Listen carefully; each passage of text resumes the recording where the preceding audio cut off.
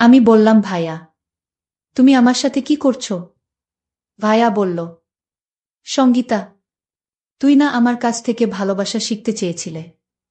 এখন আমি তোকে ভালোবাসা শিখাচ্ছি। আজকে বাড়িতে কেউ নেই, শুধু তুই আর আমি। আজকে তোকে ইচ্ছামতো ভালোবাসা শিখাতে পারবো। আমি বললাম, ভাইয়া, ভালোবাসা কি এইভাবে শিখতে হয়? ভাইয়া বলল, হোরে বইন, ভালোবাসা এইভাবে শিখতে হয়।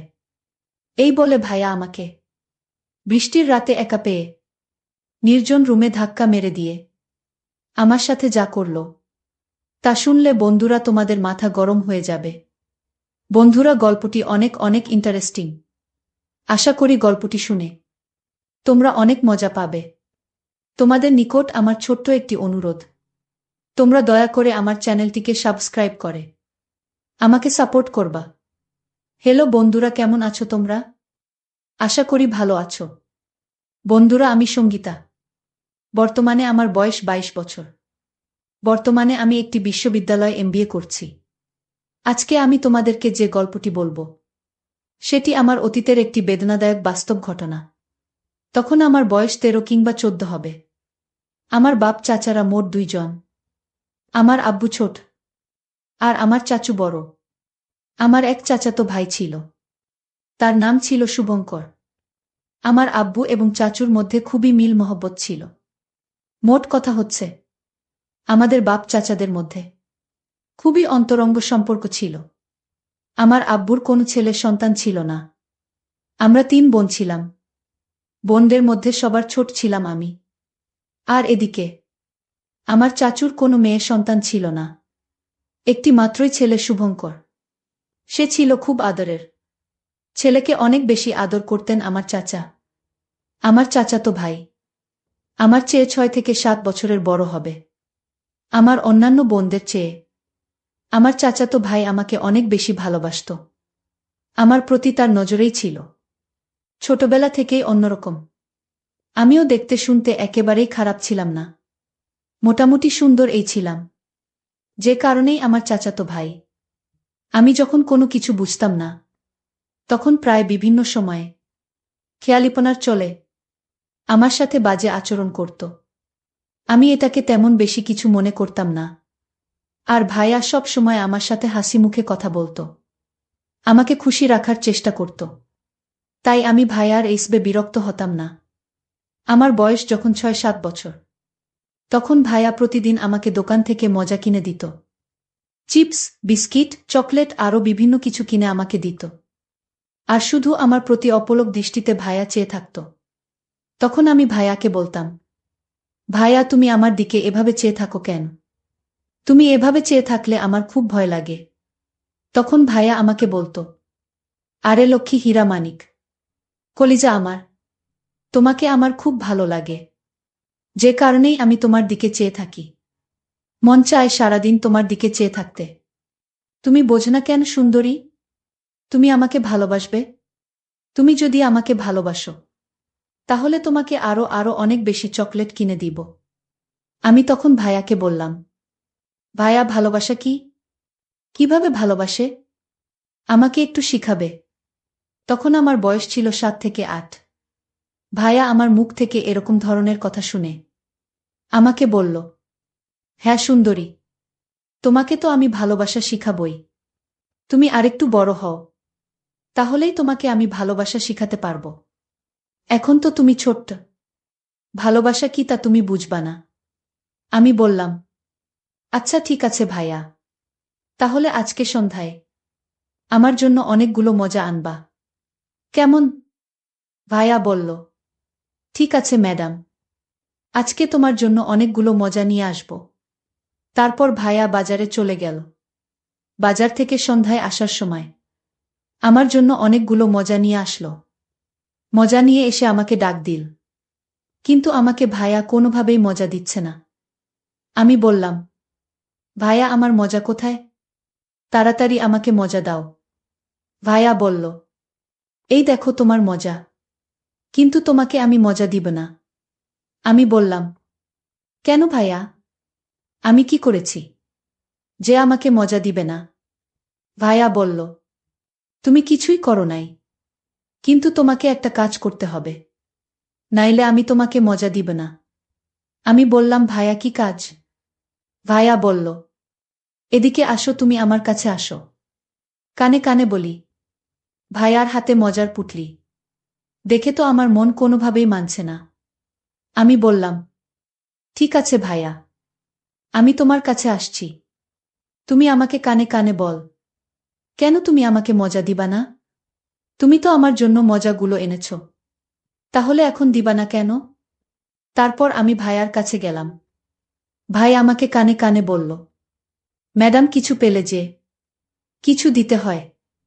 তুমি যদি আমাকে একটি জিনিস দাও, তাহলে আমি তোমাকে এই সবগুলো মজাই দিয়ে দিব। আমি বললাম, ভাইয়া কি জিনিস? কি দিলে তুমি আমাকে সবগুলো মজাই দিয়ে দিবে? ভাইয়া বলল, এই যে দেখো তোমার হাতের আংটি, এই আংটিটা যদি আমাকে দিয়ে দাও, তাহলে আমি তোমাকে সবগুলো মজাই দিয়ে দিব। আমি বললাম, আচ্ছা ঠিক আছে ভাইয়া, এই নাও আমার হাতের আংটি। তারপর ভাইয়া আমার হাতের আংটিটা নিয়ে আমাকে সবগুলো মজা দিয়ে দিল। আমি সবগুলো মজা অর্থাৎ চিপস, বিস্কিট, চকলেট আরও অনেকগুলো মজা নিয়ে নিলাম এবং সেগুলো খুব মজা করে খেলাম। এভাবেই চলছিল আমার জীবন, আমার পড়ালেখা। আস্তে আস্তে আমার বয়স বাড়তে লাগল। আমার যখন 13 কিংবা 14 বছর বয়স, তখন ভাইয়া কেমন যেন অদ্ভুত নজরে আমার দিকে চেয়ে থাকত। আমাকেই বিভিন্ন জায়গায় ভাইয়া মোটরসাইকেল দিয়ে ঘুরতে নিয়ে যেত। মোটরসাইকেল দিয়ে যখন ঘুরতে নিয়ে যেত, তখন মাঝে মধ্যে হার্ট ব্রেক করত, আর এতে ভাইয়া অন্যরকম একটা অনুভূতিশীল করত। আমার তখন বাড়ন্ত বয়স, আমার সবেমাত্র ফুটতেছে। আমিও ভাইয়ার সাথে যখন ঘোরাঘুরি করতাম, আমারও খুব আনন্দ লাগত, খুব মজা পেতাম। বন্ধুরা, আমার চাচাতো ভাই শুভঙ্করকে আমি সত্যিই অনেক ভালোবাসতাম। এটা শুধু ভাই হিসেবে, কিন্তু প্রেমিক বা অন্য কিছু হিসেবে না। যেহেতু আমাদের কোনো ভাই ছিল না, আমার চাচার একমাত্র ছেলে, মানে আমার আপন ভাইয়ের চাইতেও আরও অনেক বেশি ভালোবাসতাম তাকে। কিন্তু তার ভেতরে যে এরকম একটা শয়তানি মতলব ছিল, আমি তা কখনো বুঝে উঠতে পারি নাই। বন্ধুরা, তখন আমি ক্লাস 8ম শ্রেণীতে পড়ি। আর তখন ভাইয়া রাত্রে মাঝে মধ্যেই আমাকে অঙ্ক করাতে আসত। একদিন আমাদের বাড়িতে কেউ ছিল না, বাড়িতে শুধু শুভঙ্কর ভাইয়া আর আমি ছিলাম। নানু বাড়িতে, মামা অসুস্থ ছিল বিধায় আমার আব্বু, আম্মু, আপু, চাচা, কাকু সবাই চলে গিয়েছিল। সেদিন আমার আম্মু, আব্বু, আপুরা এবং কাকা কাকিরা আসার ঠিক কিছুক্ষণ পূর্বেই এমনভাবে ঝড় বৃষ্টি শুরু হয়েছিল, যে কারণেই তারা সেদিন আর আসতে পারে নাই। ঝড় বৃষ্টির রাত, বাহিরে বিজলি চমকাচ্ছে, প্রচুর পরিমাণে বজ্রপাতের শব্দ শোনা যাচ্ছে। ভয়ে আমি খুব আতঙ্কিত হয়ে গেলাম। ঠিক এমন সময় ভাইয়া কোথায় থেকে যেন দৌড়ে এলো, এসে বলল, সঙ্গীতা, কাকা কাকিরা কি এখনো আসে নাই? আমি বললাম না। ভাইয়া বলল, ঠিক আছে, তাহলে আমি যাই। আমি বললাম, না ভাইয়া, তুমি কোথাও যেও না, আমার খুব ভয় করছে।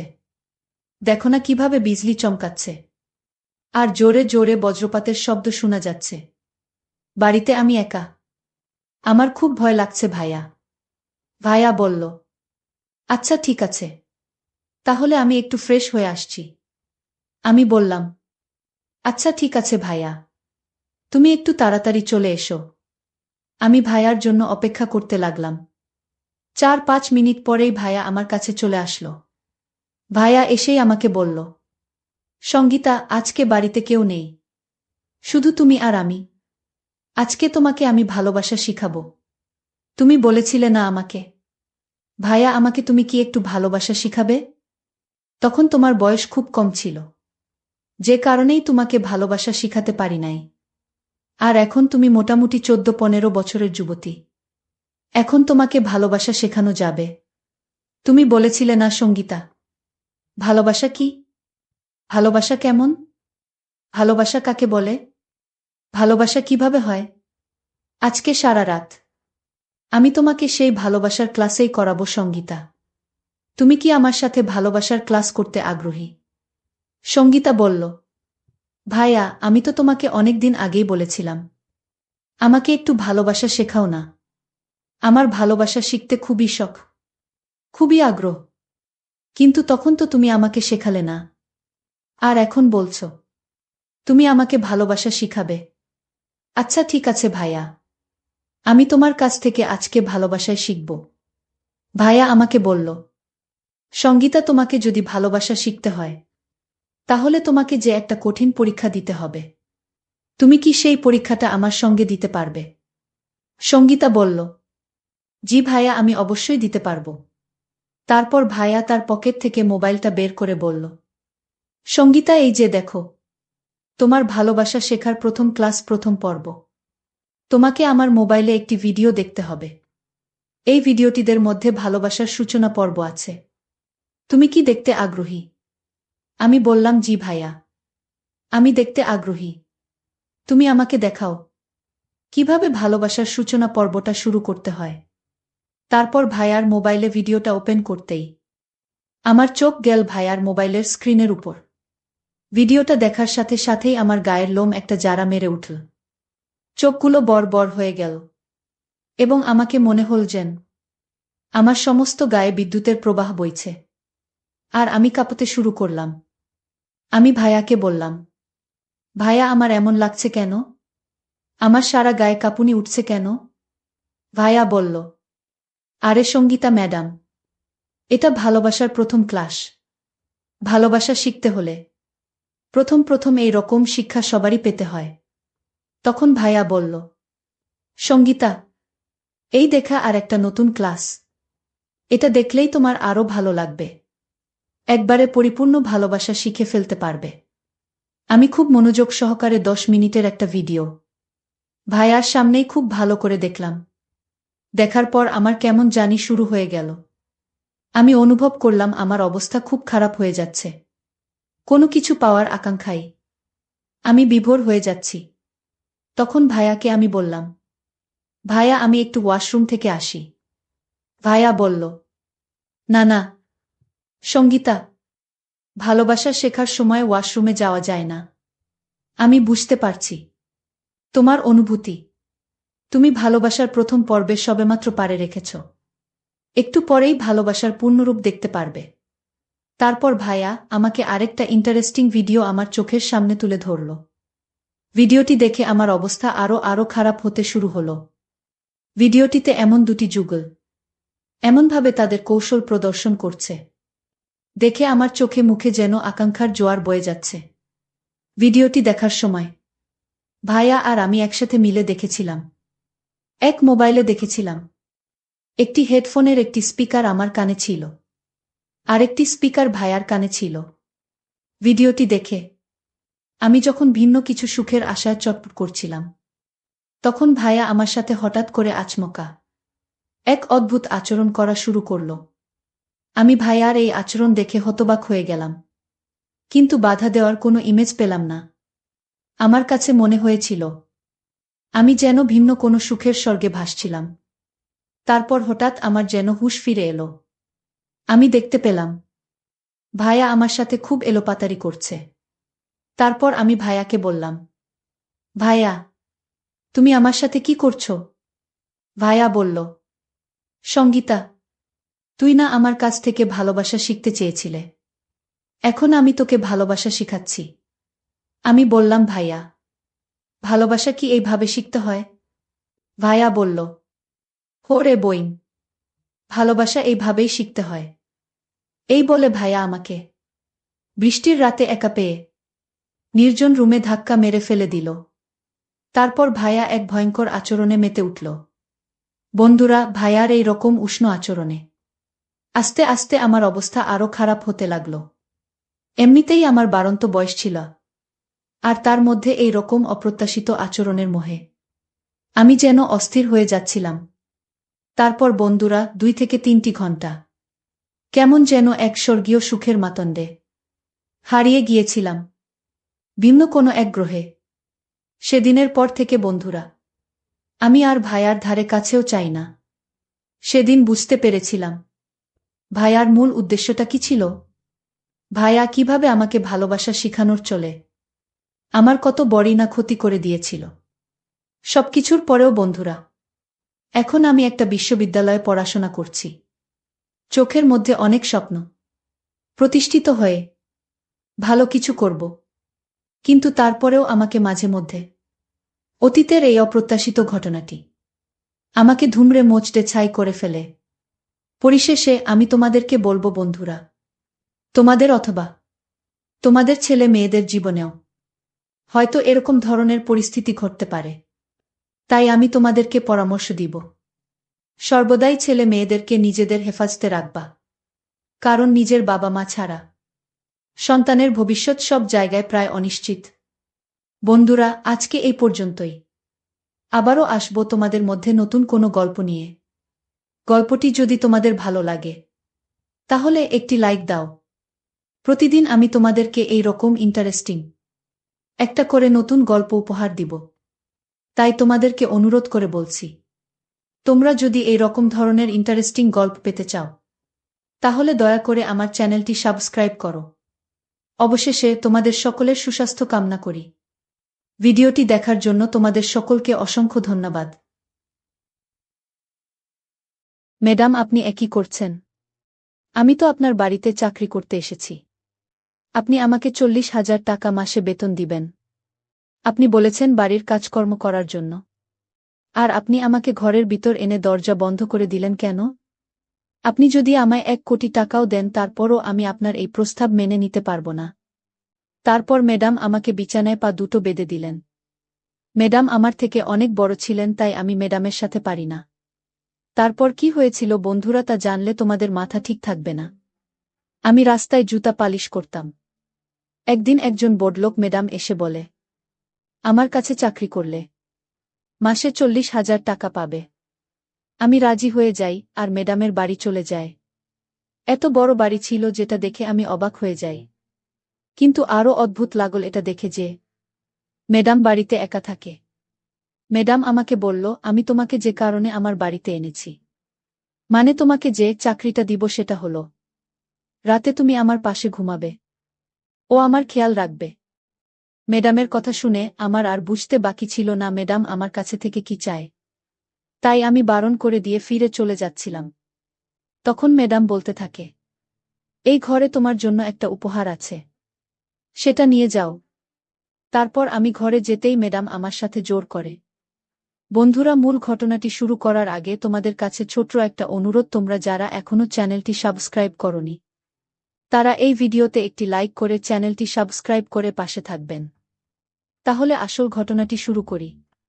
আমার নাম জাকির। আমি অনেক গরিব ছিলাম। আমার না কোনো গুণ ছিল, আর আমাকে না লেখাপড়া শেখানো হয়েছিল। আমার একটা বোন ছিল যার নাম ছিল জুয়েনা।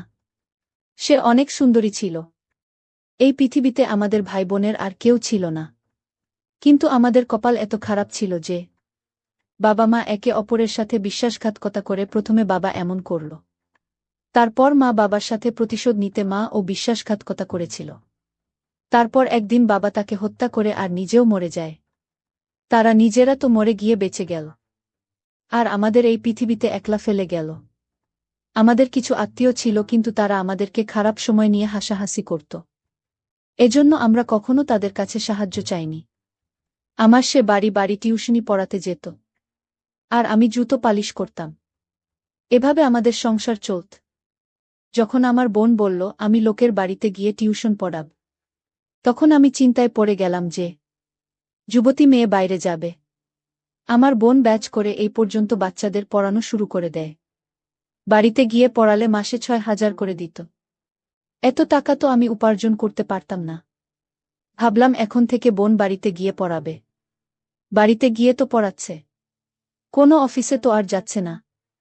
আর তাদের আমি চিনতাম, কারণ বোনের বান্ধবীর আত্মীয় ছিল। যার বাড়িতে পড়াতে যেত আমার বোনের বান্ধবী আমাদের বাড়িতে আসা যাওয়া করত। এজন্য আমি রাজি হয়ে গিয়েছিলাম। তার জন্য আমি বাধ্য ছিলাম। জুয়েনা বলল তারা অনেক বড়লোক, আমাকে ঠিক করে সেজেগুজে যেতে হবে। আমাকে 1-2টা জামা বানাতে হবে।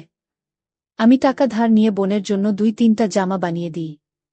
তারপর সে পড়াতে যেতে থাকে। আর আমি রাস্তায় জুতো পালিশ করতে থাকি। এমন করে ৬-৭ মাস কেটে যায়। আমার বোনের টাকা তারা ২,০০০ বাড়িয়ে দেয়। এখন আমার বোন মাসে ৮,০০০ উপার্জন করে। আমরা বাড়িতে দুজনে থাকতাম। এজন্য আমাদের সংসার চলে যেত। কখনো ঘরে সবজি না থাকলে আমরা সেদিন শুকনো রুটি খেয়ে নিতাম। কিন্তু আমি জানতাম এভাবে জীবন চলে না। কারণ বোনের ১৯ বছর বয়স হয়ে গিয়েছিল। আমাকে বোনের বিয়ে দিতেই হবে। কিন্তু এভাবে কিছুই হচ্ছিল না। একদিন রাস্তায় বসে জুতা পালিশ করছিলাম। তখন আমার কাছে এক ম্যাডাম আসে। আমি অবাক হয়ে ভাবি যে ম্যাডাম এইদিকে কেন আসছে? কারণ আমি ম্যাডামদের জুতা পালিশ তো করতাম না। আর ম্যাডামদের জুতা পালিশ তো করা লাগে না। কিন্তু সেই ম্যাডাম আমার কাছে এসে থেমে গেল। কিছুক্ষণ আমার দিকে তাকিয়ে কিছু একটা ভাবতে ভাবতে ভাবনার হারিয়ে গেল। আমি জুতোর দোকানের সামনে বসতাম। জুতোর দোকান অনেক বড় ছিল। এজন্য সামনে বসতাম। দোকানের সামনে একটা বসার জায়গা ছিল। সেখানেই বসে পড়ল। তাকে দেখে অনেক বড়লোক মনে হচ্ছিল। তার বয়স ৩৫ হবে। সে রঙিন চশমা পরেছিল। আর আমি জানতাম না যে সে রঙিন চশমা পরে আমাকে দেখছিল। আমিও আমার বোনের মতো দেখতে সুন্দর ছিলাম। আমি যখন জন্মেছিলাম সবাই আমাকে দেখে বলেছিল যে অনেক সুন্দর ছেলে জন্মেছে, কিন্তু কঠিন সময়ের জন্য আমার মুখের সৌন্দর্যটাই বদলে গেল। এখন আমাকে দেখে মনে হয় আমি যেন সবসময় চিন্তায় থাকি। সে কারোর অপেক্ষা করছিল।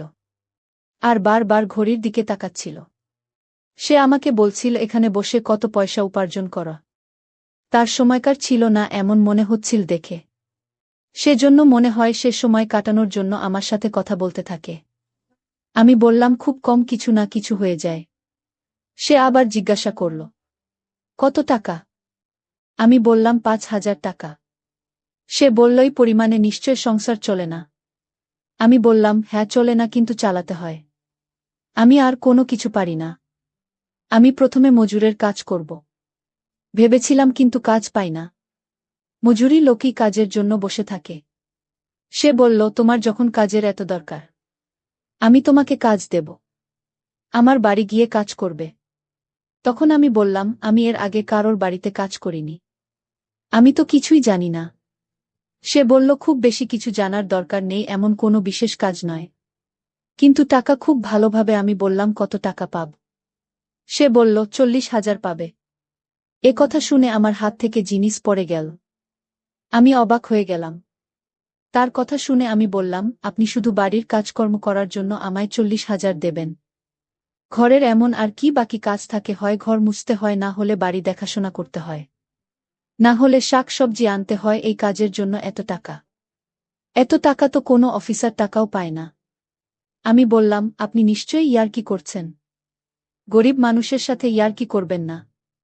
ভগবান আপনাকে সব কিছু দিয়েছে। এর মানে এই নয় যে আপনি আমাদের সাথে এরকম ইয়ার্কি করবেন। সে বলল আমি তোমার সাথে ইয়ার্কি করছি না। আমি সত্যি বলছি, তোমাকে ৪০,০০০ টাকায় দেব। এজন্য বেশি দিচ্ছি যাতে তোমার সাহায্য হয়। কারণ আমাদের বড়লোকদের তো জীবন এমনিতেই কেটে যায়। আমিও শান্তি পাব যে আমি কোনো ভালো কাজ করেছি। আর তোমার সাহায্য হয়ে যাবে। কেউ যদি আমাকে এত পয়সা দান দিতে চায়, এটা তো ভালো কথা। কারণ এতে আমার অসম্মান হবে না। যে আমাকে দান দেওয়া হচ্ছে আর তারও দান করা হয়ে যাবে। আর এতে আমার সংসারও চলে যাবে। যদি সে মাসে ৭ থেকে ১০,০০০ টাকা আমাকে দিত, তাতে আমার কোনো লাভ হতো না। কিন্তু ৪০,০০০ দিলে তো আমার বোনের ভবিষ্যৎ গড়তে হবে। আমি তাকে অনেক ধন্যবাদ জানালাম। সে বলল আমার নাম রাত্রি, তোমাকে এখনই আমার সাথে যেতে হবে। আমি তোমাকে ঘরের সকল কাজ বুঝিয়ে দেব। তুমি কালকে থেকে বাসার কাজে চলে আসবে। আমি বললাম ঠিক আছে। আমি অনেক খুশি ছিলাম। আমি ভগবানকে ধন্যবাদ জানালাম। সত্যি কথা বলতে আমি কখনো বিশ্বাস করতে পারছিলাম না। আমার মনে হচ্ছিল যেন আমি কোনো স্বপ্ন দেখছি।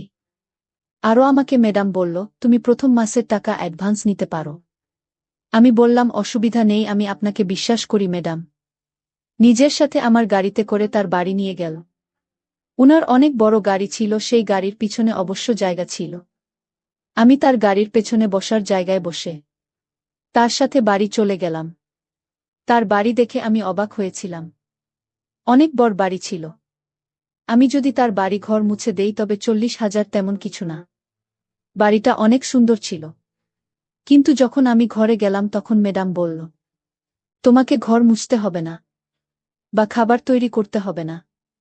এই সমস্ত কাজের জন্য আমি আগে থেকেই দুজন লোক ঠিক করে রেখেছি। তুমি শুধু তাদের দিয়ে কাজ করাবে, রোজকার সবজি নিয়ে আসবে, আর দেখবে যে বাকিরা ঠিকঠাক বাড়িতে কাজ করছে কিনা। আজ থেকে তুমি আমার বাড়িতে দেখাশোনার কাজ করবে। আমি ভাবছিলাম এটা তো অনেক সহজ কাজ, কারণ আমাকে তো কোনো কাজই করতে হবে না, অন্যদের দিয়ে কাজ করাতে হবে, আর রইল বাকি বাজার থেকে সবজি আনা। এত বড় বাড়িতে তোর সবজি গাড়িতে আসে নিশ্চয়। আমি ভাবলাম যে ম্যাডামকে বলি, আপনি তো আমাকে অনেক বেশি পয়সা দিচ্ছেন। তারপর ভাবলাম না, সে যখন নিজে থেকে আমাকে এত টাকা দিচ্ছে, আর তাতে তার কোনো সমস্যা নেই, আমার এত ভাবার কি আছে। ম্যাডাম বল, কাল থেকে তুমি রোজ বাড়ির কাজে আসতে পারো, আর রাতে যদি তুমি এখানে থাকতে চাও তাতেও আমার কোনো অসুবিধে নেই। আমি বললাম যে এই ব্যাপারে আমি আপনাকে ভেবে জানাব। ম্যাডাম বলল, কাল থেকে পরিষ্কার হয়ে আসবে, কারণ তুমি এখন জুতা পালিশ করার লোক নয়, বরং একটা বড় বাড়ির দেখাশোনা করবে। এটা ভেবে আমারও আনন্দ হচ্ছিল। হঠাৎই আমার ভাগ্য বদলে গিয়েছিল। একদম রাস্তার ধারে বসে জুতা পালিশ করতাম, আর এখন এত বড় বাড়ির দায়িত্ব আমার উপর ছিল। ম্যাডাম আমাকে অ্যাডভান্স টাকা দিয়ে দেয়। আমি ভাবলাম এত বড় খুশির খবর আমি প্রথমে আমার বোনকে শোনাব। তারপর ভাবলাম না, এখন বোনকে বলবো না যে আমি এত বড় চাকরি পেয়েছি। আমি এই পয়সাগুলো জমাব। যদি এখন বলি তাহলে সব পয়সা খরচা করা শুরু করে দেবে। আমি সিদ্ধান্ত নিয়েছিলাম যে 6-7 মাস পর্যন্ত আমি পয়সা জমিয়ে বোনের জন্য গয়না বানাব, আর যখন বোনের জন্য একটা ভালো ছেলে খুঁজব বিয়ের জন্য, তারপর আমি তাকে এই চাকরির ব্যাপারে বলবো। তখন সে অনেক খুশি হবে। তাছাড়া আমাদের বংশে মেয়েদের তাড়াতাড়ি বিয়ে দিয়ে দেয়। আমার বোনের 19 বছর বয়স হয়ে গিয়েছিল। সেই হিসাবে তার বিয়ের বয়স পার হয়ে যাচ্ছিল, কারণ আমার মায়ের বিয়ে শুধুমাত্র 16 বছর বয়সেই হয়ে গেছিল, আর বিয়ে হতে হতে 12 বছর চলে গিয়েছে। আমার কোনো প্রস্তুতি ছিল না, আর আমাদের আত্মীয়রা তো কোনো কাজেরই ছিল না। কিন্তু কথা শোনাতে সবার আগে ছিল, তারা বলতো আমি নাকি আমার বোনকে বড়ি বানিয়ে দেব, আর তার বিয়ে হবে না। কি করে হবে? তার কাছে তো কোনো পরিচয় নেই। আমি সবার মুখ বন্ধ করতে চাইতাম, আর সবাই জানতে পেরেছিল যে আমি আমার বোনের জন্য অনেক চমৎকার জিনিস বানিয়েছি। এই জন্য আমি আমার বোনকেও জানাই। কিন্তু রাত্রিবেলা আমার বোন বলল, আজকে তোমাকে অনেক খুশি লাগছে। আমি বললাম, হ্যাঁ, আমার কাছে অনেক লোক এসেছিল। এই কথা শুনে সে আর কিছু বলল না, সে অনেক খুশি ছিল।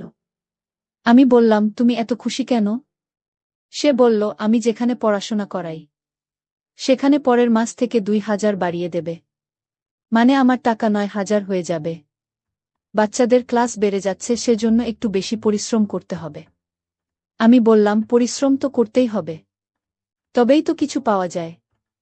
আমার বোন রাতের খাবার বানিয়েছে, আমরা খাবার খেয়ে শুয়ে পড়ি। আমি তাকে বললাম, আজ থেকে আমি অনেক কাজ করব, কারণ আমাকে অনেক টাকা জমাতে হবে। আমি কখনো সকালে ঘুম থেকে উঠতাম না, কিন্তু এখন উঠতে হবে।